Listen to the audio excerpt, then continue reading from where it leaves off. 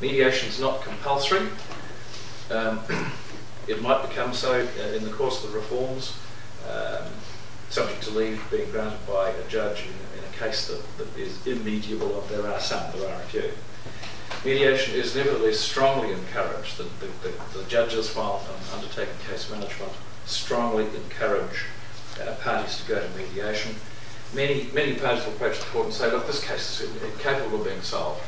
We, as an environmental interest group, don't like that proposed development over there, and we're never going to agree. Those guys are nasty bastards, and we're just not going to come to an agreement.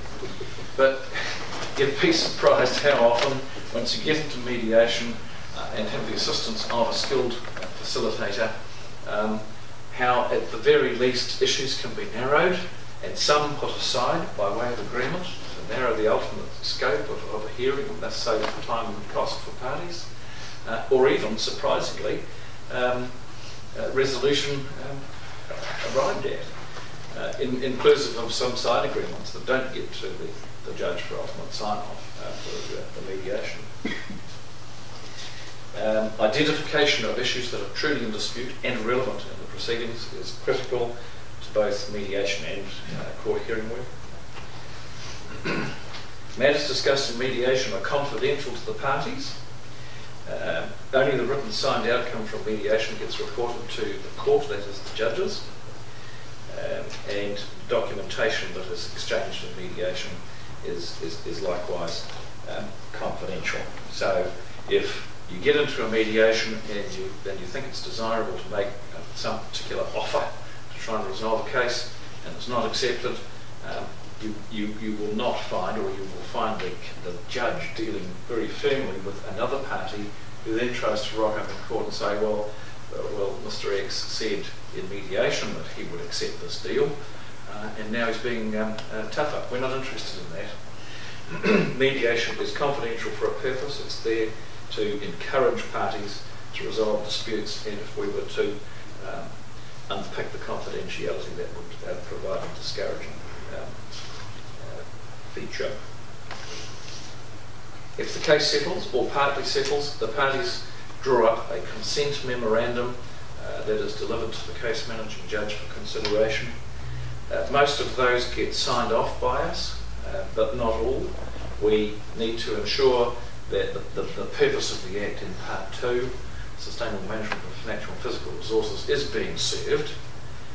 On a small number of occasions that doesn't occur and we refuse to sign off, but almost invariably we sign off, with or without some modifications that might be necessary.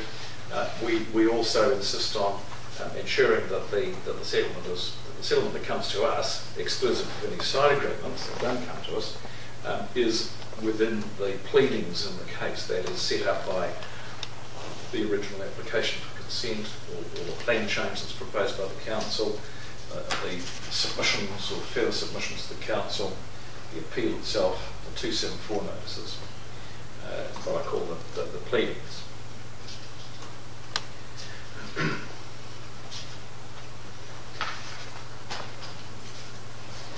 It's important in mediation that parties come well prepared. Preparation is everything in our area of work, as frankly it is in most things in life that are worthwhile. Preparation for mediation, preparation by experts before facilitated expert conferences, preparation for hearings. So much can be achieved much more quickly and at less cost if parties are well prepared before they turn up.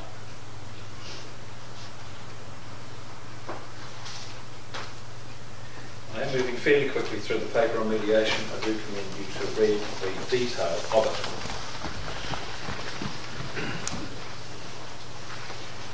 You'll find the mediator during the course of mediation assisting the parties to open their minds and embrace the resolution of issues in the dispute by asking reality check type questions. They'll test you.